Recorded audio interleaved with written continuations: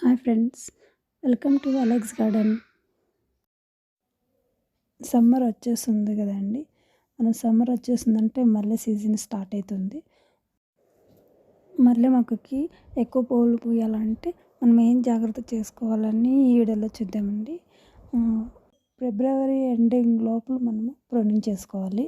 అప్పుడు మార్చి ఏప్రిల్కి ఎక్కువ పూలు మొగ్గలు వస్తుంటాయి. పెద్ద మొక్క అయితే మనము కటింగ్ చేసుకోవాలి. చిన్న మొక్క అయితే ఆకులు మట్టు మనము ప్రూనింగ్ చేసుకోవాలి. నా దగ్గర ఉండేది 1 year మొక్క. ఈ కటింగ్తో పెంచింది ఈ మొక్కని. ఆల్రెడీ ఈ మొక్కకి చిగురులు వచ్చినాయి, కొత్త చిగురు వచ్చింది, మొగ్గలు కానీ స్టార్ట్ అయినాయి. ముదిరాకులన్నీ తీయాలి మనము. ముదిరాకులు అవి ఉంచకూడదు. పెద్ద మొక్క అయితే మనము కొమ్మలన్నీ కట్ చేసుకోవాలి. ఈ మొక్కకి ప్రూనింగ్ చేసే ముందు మనము వాటర్ చేయకూడదండి. అంటే మొక్కని మనము ఎండబెట్టాలండి. మనం అలాగే వాటరింగ్ చేస్తూ ఉంటే ఆకులే పెరుగుతాయి కానీ పూలు ఎక్కువగా రావు. ఈ మొక్కకు సన్లైట్ 8 hours సన్లైట్ ఉండాలి. అన్ని ఆకులన్నీ మనము ప్రూన్ చేసుకోవాలి. చిన్న మొక్క కాబట్టి నాది ఆకులంతా తీస్తున్నానండి. ఎండిపోయిన కొమ్మలు కానీ తీసేయాలి. ప్రూనింగ్ చేసుకున్న తర్వాత సాయిల్ కొంచెం కదిపి లూజుగా చేసి దానికి కంపోస్ట్ ఇచ్చుకోవాలి.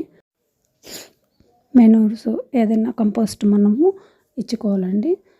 దగ్గర కౌ మెనూర్స్ ఉంది, అది ఇస్తున్నాను. నెలలో పెంచిన మొక్క అయితే మనము ఎక్కువ కంపోస్ట్ ఇవ్వచ్చండి. నా ప్లాంట్ చాలా చిన్నది కాబట్టి పాట్ సైజ్ చూసి కంపోస్ట్ ఇస్తున్నాను.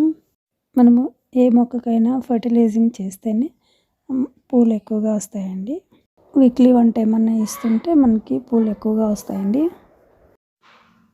ఇప్పుడు వాటరింగ్ చేసుకుందాము.